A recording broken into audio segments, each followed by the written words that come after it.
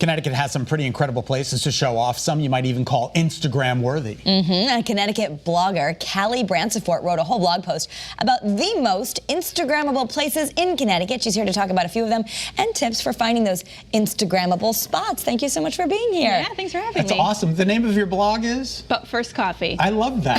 That is so awesome. Because of course, but first coffee. Yeah, everything, but first. But first, coffee, because that's the first thing I do when I get up in the morning. Absolutely. And you do a lot with saving time, money, parenthood, but in this case, you know, especially millennials, they say that that's the whole way that they plan a vacation now is where can I get a good post? Yeah, absolutely. I was actually reading something that said like it's more than 50% of people look at Instagram to decide where they're going to go on vacation, which is crazy. That is wild. Yeah.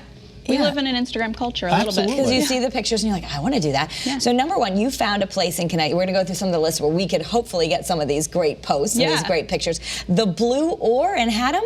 Yeah, so the Blue Oar in Haddam is a great spot because it has this like really bright, colorful restaurant that overlooks the Connecticut River. And if you get there right at dusk, they have these bistro lights that they hang out. So it's just a really, I mean, it's a great place to go for some food. It's BYOB, but it's a great place to get a good Instagram photo. And you don't have to go very far, right? All of these places are right in our backyard. All right, Yale University. I love the buildings, the architecture. It's just so pretty to be on that campus. Yeah, and you answered exactly why it's such a good Instagram spot, because the architecture at Yale is, I mean, you can't beat it. I follow Yale on Instagram, and it's one of those things, every time they post a photo, you're like, oh, that's so beautiful. And it's beautiful in every season, too. It doesn't matter like what time of year you go, it's beautiful. You're absolutely right. Yeah. Right. Okay. All right, next is it pronounced the Seville Dam in Barkhamsted? That's right. So this one is a little bit different because unlike some of these other places, you can kind of get shots everywhere. This is obviously like just the dam.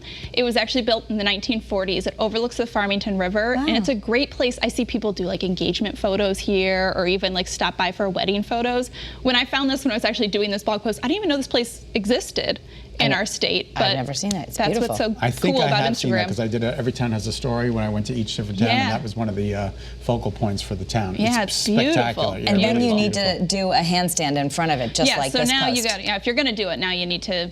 So I can't go, but that is actually me. I don't know if you can see, but I was just holding the pose there. This is Gillette Castle, one of my favorites. Yep, Gillette Castle is a great spot because you can get photos, you know, sort of far away, like this person has done. But if you also get right up into the castle, I mean, this place actually used to be a private residence, which is crazy. But you know, it's decorated on the inside. There's this beautiful porch that has this really great view out the back. So that's a really, really nice spot to go as well. And Karen and I did part of our Christmas special. Yeah, it's beautiful to go for Christmas now. For the whole holiday season. Yeah. Lavender Pond Farm in Killingworth. Now this looks like a place that you'd want to drive to just to take pictures with that lavender. Yeah, I mean, doesn't that look like you're in the lavender fields of France? Like people wouldn't even know. It This really is does. literally right in Killingworth, Connecticut.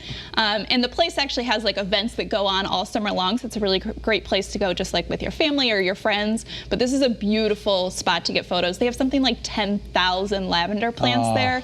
It's just stunning, like any time of day. Must smell amazing too. Yeah. Saybrook Point in Old Saybrook? Yeah, so, I mean, the Connecticut shoreline, there's great places everywhere, right? So you got to kind of narrow it down, but I'm a little biased because I live near Saybrook Point. You have the Saybrook Point Inn, you have the Liv's Lobster Shack that's right there. It overlooks the marina. It's a really great place to go and get some photos with that like really pretty quintessential Connecticut marina look. Isn't that beautiful? We see it every morning. We have an iCam there. Oh, perfect. So special. Yes. It's a beautiful place for sure for the sun to come up or down. Comstock Bridge, East Hampton? Yeah, so the Comstock Bridge is actually one of only 3 covered bridges that is left in Connecticut. It was built in like the 1800s. Interesting. So if you want that like perfect quintessential New England look, this is definitely it. And this is another one, like any time of year, it looks great. Winter, spring.